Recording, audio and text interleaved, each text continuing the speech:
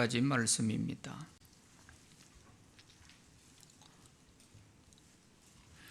형통한 날에는 기뻐하고 공고한 날에는 되돌아보아라. 이 두 가지를 하나님이 병행하게 하사 사람이 그의 장래 일을 능히 헤아려 알지 못하게 하셨느니라. 내 허무한 날을 사는 동안 내가 그 모든 일을 살펴보았더니 자기의 의로움에도 불구하고 멸망하는 의인이 있고 자기의 악행에도 불구하고 장수하는 악인이 있으니 지나치게 의인이 되지도 말며 지나치게 지혜자도 되지 말라.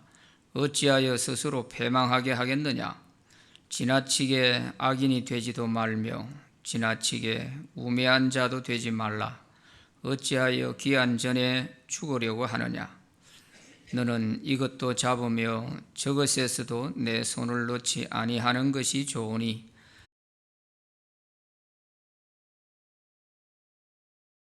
중심 잡기, 이런 제목입니다.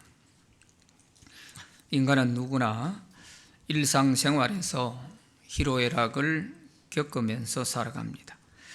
그래서 좋은 일이 있을 때에는 기뻐하고 또 어떤 일에는 분노하기도 하고 사랑하는 사람을 잃었을 때에는 한없이 슬퍼하기도 합니다. 또 좋은 친구들과 함께 할 때에는 마냥 즐거워하기도 합니다. 그런데 이러한 인간의 감정을 잘 조절하지 못하면 삶의 중심이 무너져서 자신은 물론 가족과 이웃에게 큰 피해를 주게도 되는 것입니다. 요즘 우리 사회에도 심각한 문제가 되는 것이 분노 조절이 잘 안 되는 사람들이 많다는 것입니다.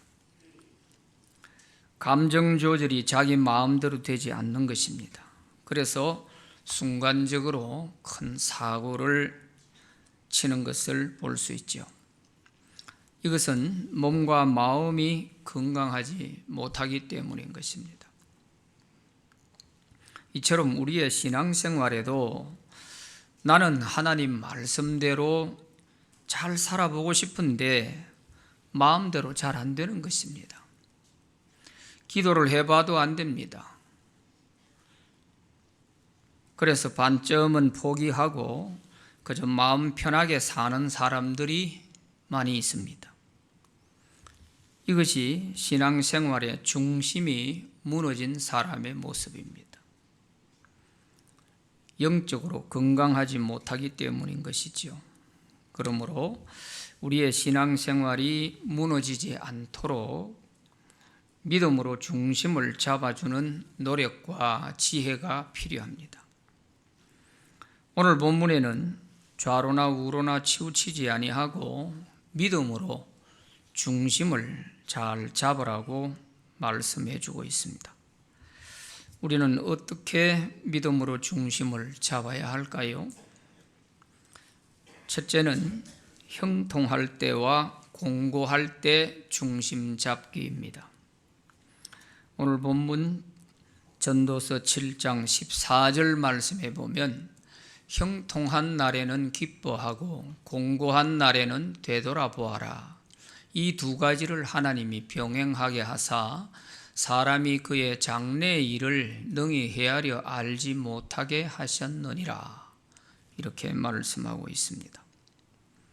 여기에 형통하다 하는 이 형통이라는 단어를 히브리어 원문에 보면 토브라고 하는 것입니다. 이 토브는 창세기 1장에서 하나님께서 천지 만물을 창조하시고 그 지은 것을 보실 때에 하나님이 보시기에 좋았더라, 이렇게 표현하고 있죠. 여기에 좋았더라 하는 그 단어가 토브입니다. 그러니까 형통한 날은 우리가 보기에 그저 좋은 것이 아니고 하나님 보시기에도 좋은 그런 날이라는 거예요. 모든 일들이 잘 되어 갈 때를 말합니다. 그것이 내게만 좋은 것이 아니고 하나님 보시기에도 좋더라 하는 이런 상태죠. 이럴 때는 우리가 당연히 기뻐하지요. 형통한 날에 기뻐하고 하는 건 당연한 것 아니겠어요? 모든 일이 마음먹은 대로 뜻대로 잘 되어 가는데 인상 쓸 사람 누가 있고 신경 쓸 사람 누가 있어요? 다 기뻐하지요. 그런데 모든 일이 너무 잘 되고 행복할 때는요, 내가 이렇게 살아도 되나 하는 이런 생각마저 들 때도 있습니다. 이때 우리가 중심을 잘 잡고 교만하지 말아야 됩니다. 모든 일이 잘 될 때, 내가 전성기를 맞이해서 잘 나갈 때, 이럴 때 중심을 잃어버리면 하루아침에 나락으로 떨어지는 것입니다. 그래서 이럴 때 중심 잡기가 필요합니다. 내가 열심히 했으니까 이런 결과는 당연한 것이지, 이런 생각을 하고 그만 교만하게 되면 금방 중심이 무너지게 되는 것입니다. 하나님은 겸손한 자에게는 더 큰 은혜를 주시지만 교만한 자에게는 물리치신다, 그렇게 대적하신다고 말씀하셨어요. 야고보서 4장 6절 말씀에 보면 하나님이 교만한 자를 물리치시고 겸손한 자에게 은혜를 주신다 그랬어요. 여기 물리치신다는 이 말이 대적하신다는 뜻이에요. 하나님이 대적하는 사람 누가 버텨내겠어요? 버텨낼 사람이 없죠. 그게 누구냐? 교만한 사람. 좀 잘 나간다고, 뭔가 일이 좀 잘 되어 간다고 교만하게 되면 하나님이 대적하시는 거예요. 거기에서 버텨낼 사람은 아무도 없죠. 잠언 16장 18절에도 보면 교만은 패망의 선봉이요 거만한 마음은 넘어짐의 앞잡이니라 그랬어요. 교만이 패망으로 가는 지름길입니다.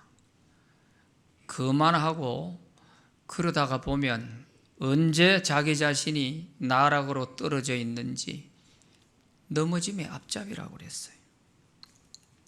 우리를 넘어뜨리려고 할 때 무엇이 우리 앞잡이가 돼서 우리를 끌고 가느냐? 교만이 우리를 패망으로 넘어지는 것으로 이렇게 이끌고 간다는 것입니다. 그러므로 일이 잘 되어갈 때에 이 모든 것이 다 하나님의 은혜라 믿고 감사하며 겸손해야 합니다. 그래야 하나님이 더 큰 은혜를 부어주시는 것입니다. 이것이 믿음으로 중심을 잡을 줄 아는 사람입니다. 내가 하나님 말씀대로 지금 바로 가고 있나, 지금 잘못 가고 있나 하는 이것을 빨리 파악해서 벗어났을 때에는 빨리 제자리 돌아오게 하고 하는 이 기능, 이것이 믿음으로 중심 잡기입니다. 그리고 공고한 날에도 중심이 무너지면 안 됩니다. 공고한 날은 어려움을 겪고 있을 때를 말합니다. 사람은 어려운 형편에 처하게 되면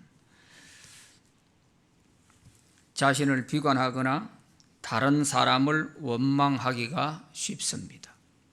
그래서 자신의 신앙생활 중심이 무너지게 되는 것이지요.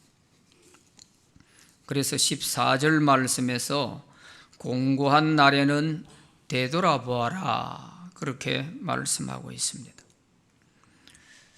내가 무엇을 잘못하여 이렇게 되었는가 되돌아보고 죄가 생각나면 회개하는 것입니다.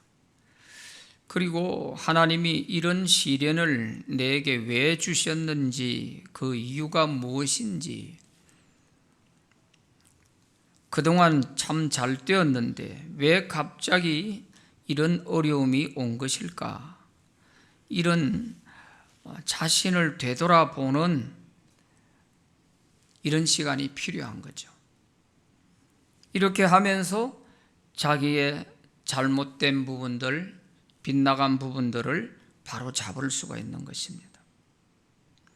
그래서 공고한 날은 어쩌면 우리로 하여금 하나님 앞에서 내 믿음을 점검받는 시간들이다, 이렇게 보면 될 것입니다.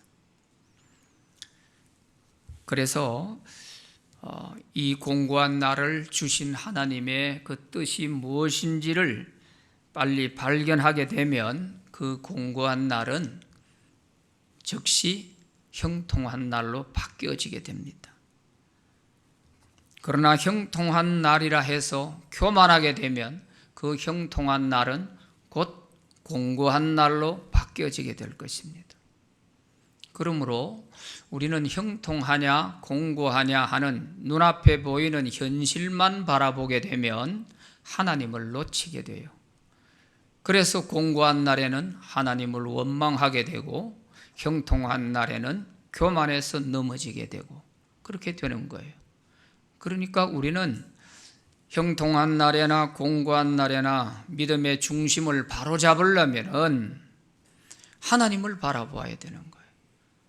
형통한 날에도 하나님이 주신 형통한 날이니까 하나님이 나에게 왜 이렇게 형통한 날을 주셨을까?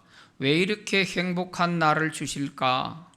내가 정말 이렇게 살아도 되는지 모르겠네 할 정도로 이럴 때에도 하나님을 바라보고 교만하지 않도록 내 중심 잡아야 되고, 공고한 날이 왔다 해가지고 원망부터 하려고 하지 말고 하나님을 바라보는 거예요. 하나님이 왜 이렇게 나에게 공고한 날을 주시는 것일까? 그 이유가 무엇일까? 이거를 잘 찾아서 우리가 하나님을 바로 바라보고 중심을 잡게 되면 우리 신앙이 깊어지게 되는 거예요. 한층 더 단단하게 되는 것입니다. 출애굽한 이스라엘 백성들은 이것을 모르고 형통한 날에는 교만하여 죄를 짓고 공고한 날에는 하나님을 원망하다가 안 해도 될 고생을 40년이나 하게 됩니다. 이제 우리는 이스라엘 백성들처럼 그런 전철을 밟지 말아야 됩니다. 그래서 우리가 성경을 보는 것이죠. 형통한 날에는 감사하고 기뻐하며 하나님께 영광을 돌리고, 공고한 날에는 자기를 되돌아보는 지혜가 있게 되기를 바랍니다. 특히 우리가 건강할 때에는 주님을 위해 열심히 섬기고, 병들어 공고할 때에는 자신을 돌아보고 죄를 회개하고 기도하면 또 주님이 속히 고쳐주시는 것입니다. 야고보서 5장 13절부터 16절까지의 말씀을 보면, 너희 중에 고난당하는 자가 있느냐? 그는 기도할 것이요. 즐거워하는 자가 있느냐? 그는 찬송할지니라. 너희 중에 병든 자가 있느냐? 그를 위하여 기도할지니라. 믿음의 기도는 병든 자를 구원하리니 주께서 그를 일으키시리라. 혹시 죄를 범하였을지라도 사하심을 받으리라. 그러므로 너희 죄를 서로 고백하며 병이 낫기를 위하여 서로 기도하라. 의인의 간구는 역사하는 힘이 큼이니라. 이렇게 말씀하고 있습니다. 고난을 겪을 때에는 기도하고, 좋은 일이 있을 때에는 하나님을 찬송하고, 병든 자가 있을 때에는 모두 함께 병이 낫기를 기도해 주는 이것이 성도들의 신앙생활에 있어서 가장 기본이 됩니다. 중심을 바로잡아주는 기본이 되는 거예요. 기본이 탄탄한 사람은 좀처럼 중심이 무너지지 않아요. 스포츠 경기에서도 보면 모든 경기가 다 기본이 잘 돼 있는 사람이 나중에는 대성하게 되더라고요. 배드민턴의 세계 1위를 하고 있는 안세영 선수를 보고서 전문가들이 해설을 하면서 안세영 선수는 기본이 너무 잘 돼 있다는 거예요. 기본이. 건강의 체력적인 이런 부분에 있어서 남자 못지않을 정도로 건강이 좋다는 거예요. 기본이 잘 돼 있으니까 세계 1위의 챔피언 자리에 오르게 되는 것 아니겠습니까? 우리 신앙생활에도 마찬가지입니다. 가장 기본이 되는 것이 좋을 때 형통한 날 교만해서 넘어지지 않고 겸손하게 하나님을 찬송하고 어렵고 병들고 힘들어지는 일이 있을 때에 원망하지 않고 주님께 회개하며 기도하는, 이게 기본이에요. 기본. 그래서 이 기본이 아무나 되는 게 아니에요. 영적인 기본이 갖추어진 사람이 이 중심을 잡을 수 있는 것이지, 기본이 안 되어 있는 사람은 중심이 안 되는 거예요. 우리 몸도요, 우리 몸을 반듯하게 바로 중심을 잡아주는 것이 코어 근육이라고 그래요. 우리 정형외과 의사 선생님이 계시는데 제가 도사 앞에 이렇게 방울 흔들면 안 되겠죠. 그런데 제가 보니까 이 코어 근육이 발달이 돼 있어야 사람이 체격이 반듯해지고 모든 중심을 잡아준다는 겁니다. 이게 약화되어 있으면 자꾸만 체격이 비뚤어지게 되고 꼬부라지게 되고 그렇게 된다는 거죠. 우리 영적인 신앙생활에 있어서도 마찬가지입니다. 이런 기본이 형통한 날 기뻐하고 감사하고 또 공고한 날 원망하지 않고 하나님께 기도하며 우리 자신을 돌아보고 회개할 수 있는 이 기본이 가장 중요한 것이죠.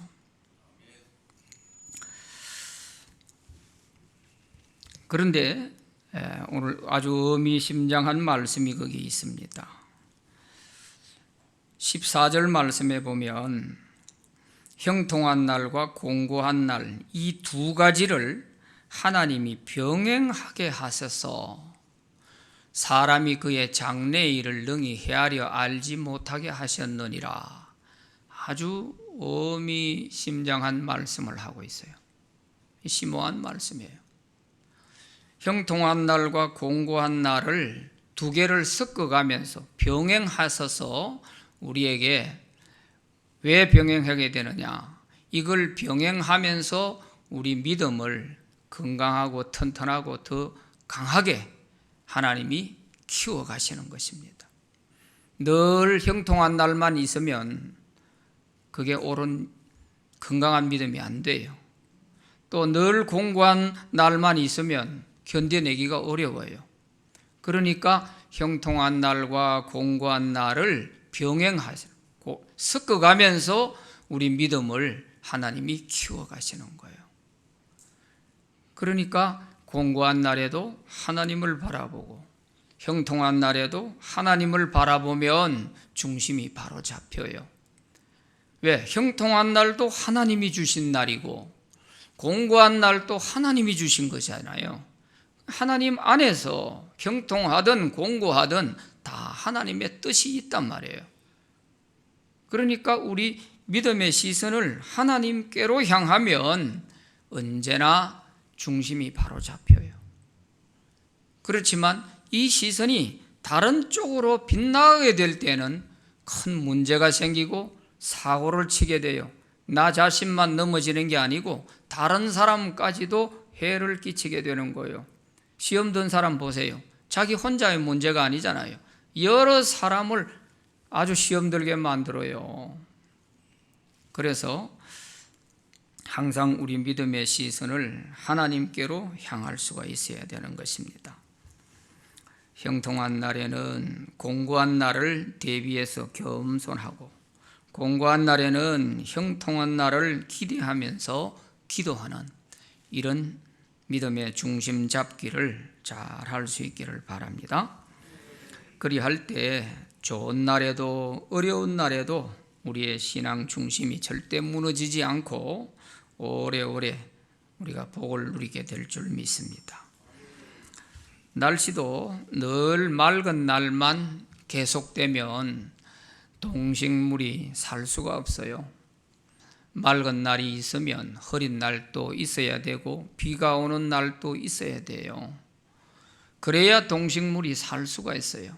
항상 맑은 날만 있게 되면 이 온 세상은 다 사막화되고 말 것입니다.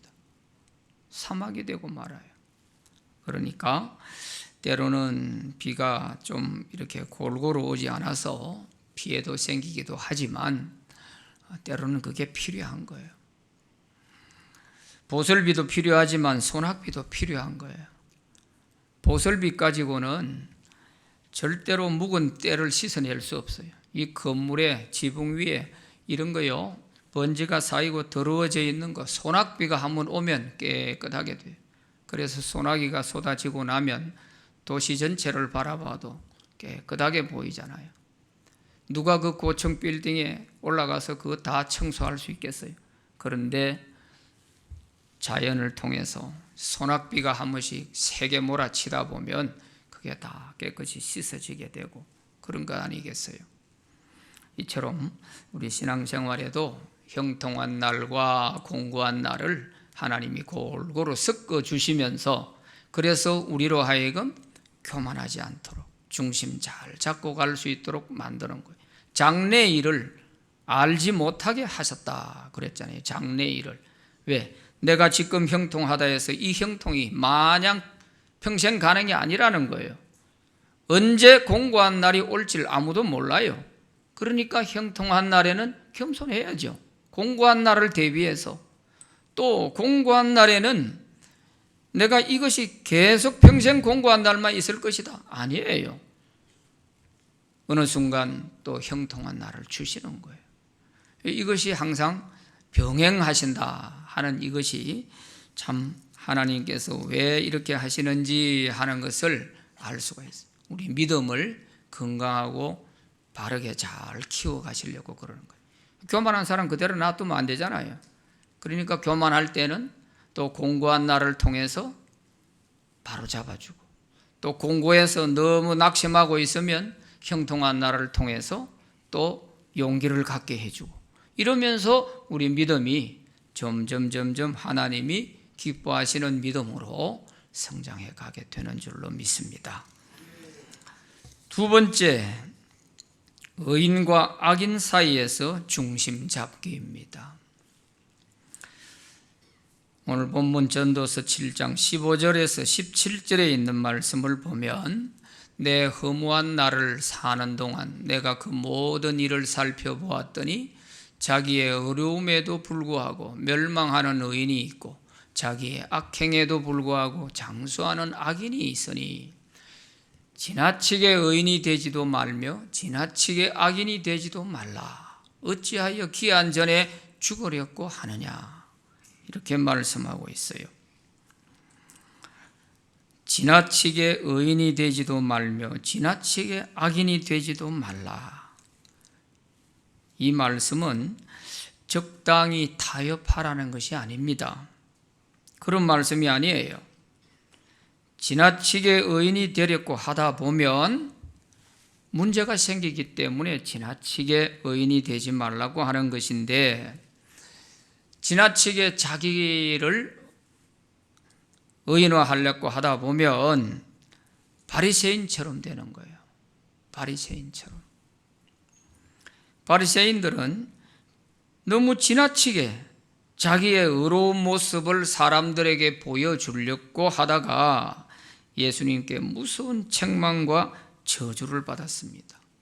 화 있을지언정 이 서기관과 바리새인들이여 하면서 예수님이 아주 무서운 책망과 저주를 하신 적이 있죠. 너무 자기를 의롭다는 것을 사람들에게 보여주려고 보여주기식 그런 믿음이 바리새인들의 믿음이에요. 그래서 기도를 해도 사람들이 많이 다니는 사거리에 서서 손을 들고 기도하고 말이에요. 이런 것들이 전부 외식하는 것이 되는 거예요. 그래서 외식하는 자들아 그러면서 이런 함정에 빠지게 됩니다. 그래서 지나치게 의인이 되려고 하지 마라, 그런 뜻이지 의롭게 살려고 하지 마라, 그런 뜻이 아닙니다. 우리는 당연히 예수 믿고 구원받은 하나님의 자녀로서 의롭게 살아야 되죠. 그러나 그것이 보여주기식 너무 지나친 자기 의를 드러내려고 하다가 이렇게 중심이 무너진다는 것입니다. 아나니아 삽비라 부부는 지나친 헌신을 하려고 하다가 사탄의 시험에 빠져서 한날 부부가 다 목숨을 잃었습니다. 그래서 헌신도 자기의 믿음의 분량대로 해야 하는 것이지 자기의 믿음의 분량이 되지 않는데 지나치게 헌신을 하려고 하다가 이렇게 되는 거예요. 그래서 내 믿음에 맞게끔 그렇게 하는 것이 제일 좋죠. 다른 사람 따라 하려고 하다가 결국 시험에 빠질 수 있습니다. 아나니아 삽비라 부부 초대교회 그 당시에는 초대 예루살렘 교회 안에 바나바 같은 사람은 자기의 논밭을 다 팔아가지고 교회에다 바치고 또 이 사람 저 사람들이 막 이렇게 헌신하는 사람들이 많이 생기니까 자기도 감동이 왔기에 자기 밭을 팔아가지고 바치려고 했어요. 그런데 이거 다 바치고 나면 어떻게 살지 하는 생각이 갑자기 드니까 부부가 의논을 해가지고 얼마는 감춰놓고 나머지를 가져가자, 이렇게 된 거죠. 그게 나쁠 거는 없잖아요. 그러면 사도 앞에 가져갔으면 우리가 팔아가지고 바치려고 했는데 얼마나 놔두고 얼마나 가져왔습니다, 이렇게 하면 되는데 그만 예 아니요 대답 한마디 잘못해가지고 그 자리에서 죽어버렸잖아요. 이렇게 선한 일도 자기의 믿음에 맞게끔, 헌신도 봉사도 자기의 믿음의 분량에 맞게끔 하는 것이 자기 믿음의 중심을 잘 잡는 것입니다.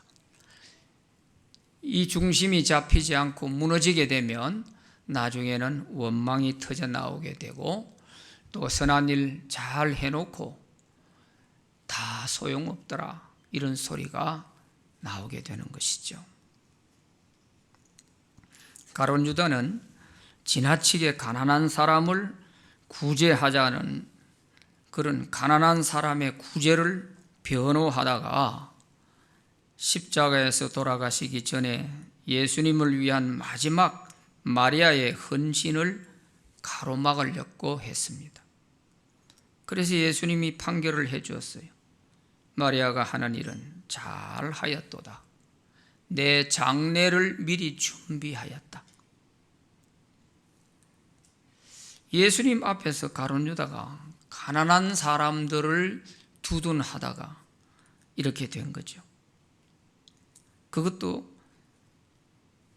주변 사람들에게 천사 같은 말을 하는 거 아니겠어요? 이 비싼 향유를 왜 이래 허비하냐? 그거 가난한 사람들에게 주면 많은 사람들을 도와줄 수 있을 텐데, 누가 들어도 다른 사람이 볼 때에는 가룟 유다가 천사처럼 보이는 거예요. 그런데 알고 보니까 가난한 사람에 대해서는 처음부터 아예 마음이 없었고 그 향유 팔아서 헌금하면 자기가 훔쳐가려고 그랬다. 이게 요한복음 12장에 나와 있는 내용입니다. 이렇게 속마음은 시커매면서 겉으로는 가난한 사람을 두둔하면서 천사 같은 모습을 보이는 거예요. 이러다가 망한 거 아니에요. 그래서 그 작전에서 실패하게 되니까 결국은 예수님을 팝니다. 예수님 팔아가지고 그 돈 한번 써보지도 못하고 양심의 가책을 느끼고 목매서 자살하고 말았습니다.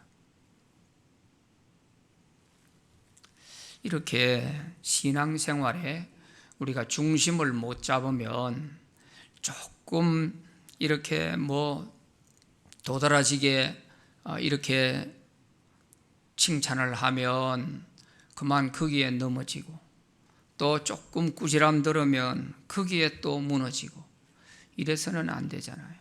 그래서 우리 중심을 바로잡는 것이 필요한 것입니다. 선한 일이고 좋은 일일수록 우리가 중심을 바로잡아야 되고, 이것을 자칫 한번 벗어나게 되면 외식적인 사람이 되고 가정스러운 사람이 될 수가 있는 것입니다. 사탄의 정체가 무엇입니까? 자기 분수를 모르고 하나님과 같이 되려고 하다가 하늘에서 쫓겨난 타락한 천사들 아닙니까? 그러므로 누구든지 지나치게 의인이 되려고 하거나 선한 천사처럼 하다가 사탄의 시험에 빠지지 않도록 주의를 해야 하는 것입니다. 지나치게 의인이 되지 말라는 것은 의롭고 선하게 살지 말라는 것이 결코 아닙니다. 지나치다 보면 신앙의 중심을 잃어버리기 때문인 것입니다. 그래서 우리는 믿음으로 중심을 잘 잡아가야 할 줄로 믿습니다. 그리고 지나치게 악인이 되지도 말라 그랬어요. 이 말씀을 오해하면 안 됩니다. 적당한 악인은 되어도 괜찮다, 그런 뜻으로 받아들이면 안 됩니다.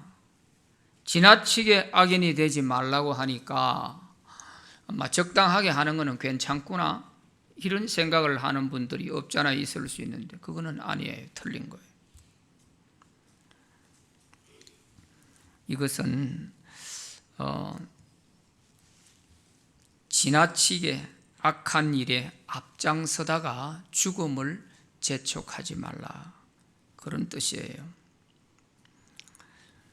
의인은 없나니 하나도 없다고 했으니 우리 모든 인간은 다 악인이지요. 그런데 특히 악한 일에 자기가 목숨 걸고 앞장서는 사람이 있어요. 이렇게 하지 말라는 뜻입니다.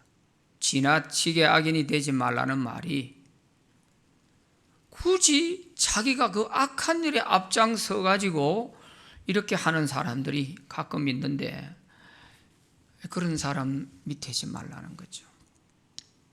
그건 자기 죽음을 재촉하는 것이라는 겁니다. 어려운 일을 위해서도 지나치지 말아야 하고,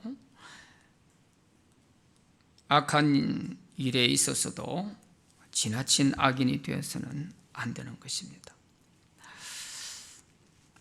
그래서 17절에 끝에 보면 어찌하여 귀한 전에 죽으려고 하느냐, 이렇게 말씀하고 있어요. 자기 죽음을 재촉한다는 거죠. 그래서 15절 말씀에 보면 또 심오한 말씀을 하고 있습니다. 15절에 보면 내 허무한 날을 사는 동안 내가 그 모든 일을 살펴보았더니 자기의 의로움에도 불구하고 멸망하는 의인이 있고 자기의 악행에도 불구하고 장수하는 악인이 있더라. 솔로몬은 인생 모든 것을 다 경험해보고 자기가 살펴보았는데 이게 도대체 우리 인생사에 왜 이런 일이 일어나냐? 자기의 의롭게 산다고 하는 사람인데도 불구하고 일찍 죽는 사람이 있고 악인임에도 불구하고 장수하는 사람이 있더라. 이게 도대체 어찌 되는 것이냐, 이 말이지요. 그래서 이 말씀을 현대인의 성경에서는 이렇게 의역을 하고 있습니다. 나는 헛된 세상살이에서 모든 것을 보았다. 의로운 사람도 젊어서 죽는 사람이 있고 악한 사람도 오래 장수하는 사람이 있더라. 이렇게 번역하고 있어요. 여러분, 이런 걸 보면서 이 인생에 어떻게 보면 모순같이 보이지만 아니에요. 방금 앞에서 말씀드린 대로 너무 지나친 의인이 되려고 하고 지나치게 악인이 되려고 하기 때문에 이런 현상이 나타나는 거예요. 이게 우리 인생의 모순이 아닙니다. 너무 내 자신의 의의를 드러내려고 지나치게 의인이 되려고 하다가 외식에 빠지고 중심이 무너지고, 그러니까 오히려 자기 의로움으로 인해서 젊어서 죽는 사람도 있고, 악인이지만 지나치지 않는 그런 사람이 되니까 악인이라도 장수하는 사람이 있다, 그런 말씀이죠. 우리는 이 의인과 악인 사이에서 믿음으로 중심을 잘 잡아 나갈 수 있기를 바랍니다. 세 번째는 지혜자와 어리석은 자의 사이에서 중심 잡기입니다. 16절 17절에 거기에 지나치게 지혜자도 되지 말라. 어찌하여 스스로 패망하게 하겠느냐? 지나치게 우매한 자도 되지 말라. 어찌하여 기한 전에 죽으려고 하느냐? 지나치게 지혜자도 지나치게 어리석은 자도 되지 말라는 거예요. 우매한 자란 말은 어리석은 자라는 거예요.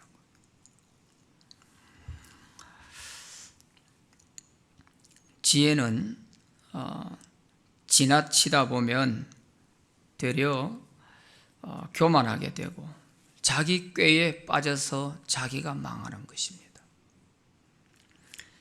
지혜는 하나님이 주십니다.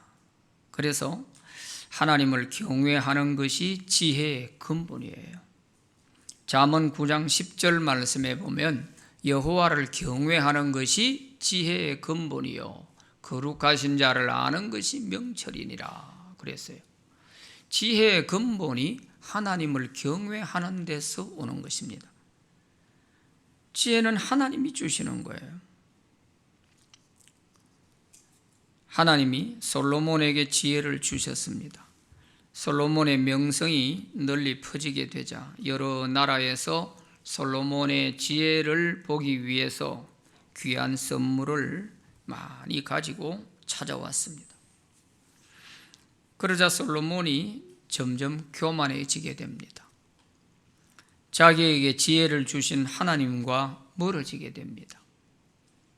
그래서 여러 나라에서 공주들을 인질로 데려와서 그 식민지 나라들을 통치하려고 꾀를 부렸습니다.